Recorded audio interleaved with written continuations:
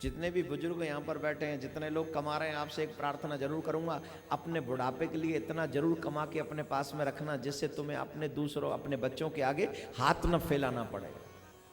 इतना जरूर रखना अपने पास अंत तक।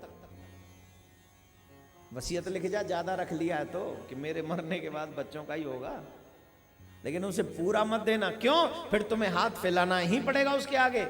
और माँ बाप तब और बोझ लगते हैं जब बच्चों से वो मांगते हैं। हालांकि बच्चों की जिम्मेदारी है, लेकिन माँ बाप, अब जब बच्चे मॉडर्न हो गए तो माँ बाप भी मॉडर्न हो जाइए थोड़े से। आपने अच्छा काम किया, पढ़ाया लिखाया, उसे समझदार बना दिया, कमाने लायक बना दिया, दैट्स इट। शादी कर दी, और क्या चाहिए? प्रॉपर्टी में से भी कुछ दे दो। लेकिन जिंदगी का एक उसूल है, अपने आप को इतना मजबूर मत बनाओ कि तुम्हें तुम्हारे ही बच्चों के आगे हाथ फैलाना पड़े। या तो बाबा जियों के घर छोड़ के चले जाओ, तो फिर दर दर मांगो, कोई फर्क नहीं पड़ता। और अगर मांगने की आदत नहीं है तो फिर बच्चों के आगे भी क्यों मांग रहे हो? इसलिए बचा के रखो अपने बुढ़ापे तक, कुछ जितना मांगना ना पड़े, पहली बात। दूसरी बात, तुम कहते हो तुम्हारा बेटा सहारा बनेगा, इम्पॉसिबल। इम्पॉसिबल कि तेरा बेटा तेरा सहारा बनेगा। तेरे को भगवान इतना कमजोर बना दे कि तेरा बेटा कितना भी सहारा बन जाए तो भी तुझे सहारा ना दे सके। फिर ये सोच गलत है कि मेरा बेटा मेरा सहारा बनेगा। भगवान से ये मत मांगो कि मुझे मेरा बेटा ऐसा देना जो मेरे बुढ़ापे में सहारा बने। ऐसा मांगना चाहिए कि ठाकुर जी मेरा बुढ़ापे में मुझे ऐसी स्थिति में मत लाना कि मुझे कभी किसी की सेवा की, सहारे की जरूरत भी पड़े। मुझे ऐसा मत बनाना कि मुझे किसी के सहारे की जरूरत पड़े। हाँ, बनाना है तो ऐसा बना दो मेरे ठाकुर कि मैं अपने धर्म का सहारा बनूं, मैं अपने देश का सहारा बनूं, मैं अपने समाज का सहारा बनूं, मैं अपनी सोसाइटी का सहारा बनूं, और सहारा बनाकर उन्हें आगे का रास्ता दिखाऊं। और अगर आप धर्म का सहारा बन जाए, अगर आप अपने देश का सहारा बन जाए, तो यकीन से कहता हूं मेरे भाई बहन, तेरा बेटा तेरा सहारा बनेगा कि नहीं, लेकिन इस देश के लाखों बेटे तेरे सहारा बनकर आगे आ जाएंगे, ये मेरा विश्वास। तेरा बेटा मतलबी हो सकता है, देश का बेटा कभी मतलबी नहीं होगा। तकलीफ यह है कि तुम चाहते हो मेरा बेटा सहारा बन जाए, तब तकलीफ होती है। कई ऐसे नाम हैं जिनके अपने खुद के बेटे नहीं है पर भी इतिहास में नाम है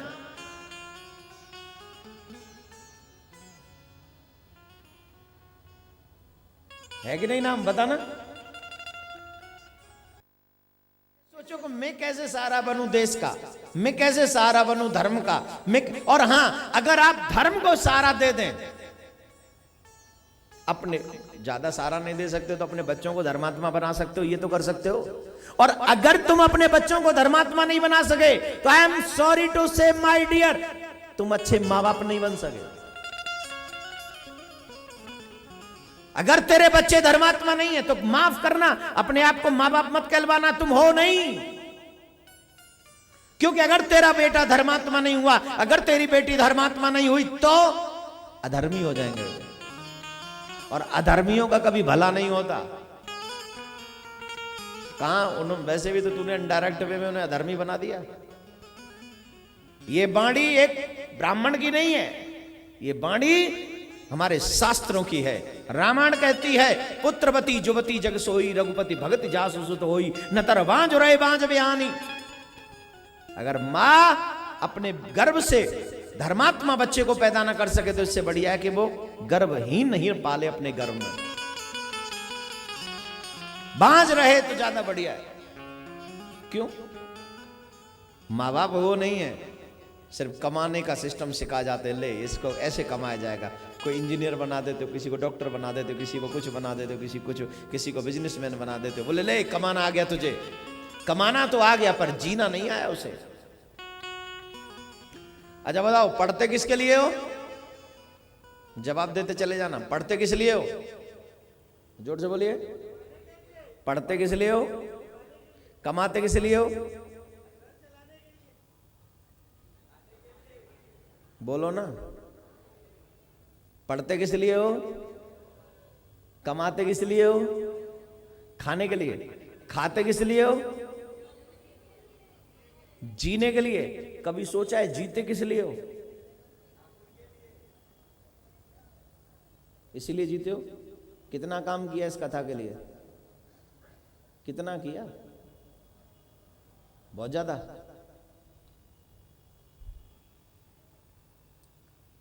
पढ़ते हैं कमाने के लिए, कमाते हैं खाने के लिए, खाते हैं जीने के लिए, लेकिन नहीं पता जीते किस लिए।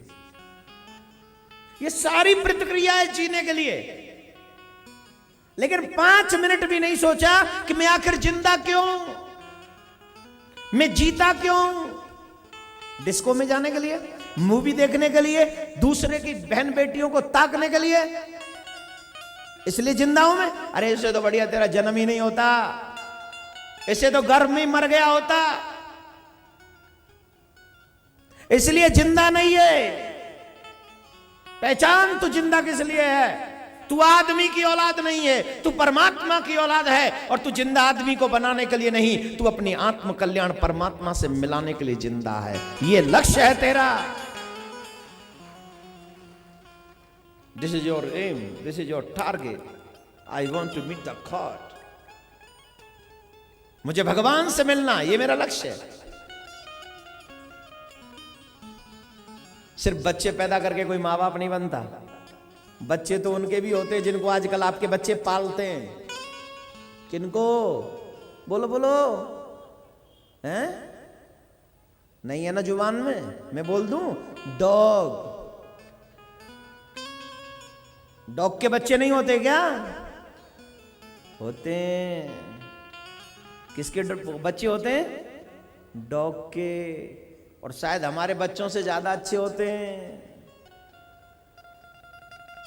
नहीं? राधे राधे बोलना पड़ेगा। तो भगवान का भजन न करे वो डॉग के बच्चों से भी बुरे हैं ना? नहीं बुरे? जो भगवान को प्यार ना कर सके वो इंसान कहां, वो तो एनिमल से भी बेकार है। तो मेरे भाई बहन, सबसे बड़ी मां बाप की जिम्मेदारी अपने बच्चों को संस्कारी बनाए, अपने धर्म के प्रति सपोर्टेबल बनाए। और अगर आपके बच्चे धर्म के प्रति सपोर्टेबल नहीं है, इसका मतलब सीधा सा है कि तुम अच्छे मां बाप नहीं हो। सीधा सा मतलब है कि तुम अच्छे माँ बाप नहीं हो। और हाँ, मैं गर्व से कहता हूं कि मेरे माँ बाप को मुझे पैदा करने में कोई बुराई नहीं हुई होगी, क्योंकि मैं उनका बच्चा पूरे भारतवर्ष में ठाकुर के धर्म का प्रचार करने जाता हूं। मैं ठाकुर के धर्म का अपमान नहीं करता, इसलिए मेरी माँ मुझे पैदा करके दुखी नहीं हुई होगी। टचवुड, ठाकुर जी कृपा करे, जिंदगी भर बना के रखे जब तक जिंदा रहूं। खाना कमाना तो पशुओं का काम है। 2 घड़ी ना सत्संग किया, करता विमान है। बीती जाए तेरी बस यूं ही जिंदगानी। अरे अभिमानी, माटी में मिले माटी, पानी में पानी। 5 दत्त की बनी देह ये चिन्ह में। आग का मतलब आग में, पानी का मतलब पानी में, आकाश का मतलब आकाश में। मेरे भाई बहन, सब कुछ स्वाहा हो जाएगा। और तब तुम्हारी ये बॉडी, तब तुम्हारा ये शरीर, तब तुम्हारी दौलत शोहरत, ये तुम्हारे काम नहीं आएगा। उस समय काम आएगा तो सिर्फ प्रभु का नाम काम आएगा। तेरा अच्छा काम तेरे काम आएगा।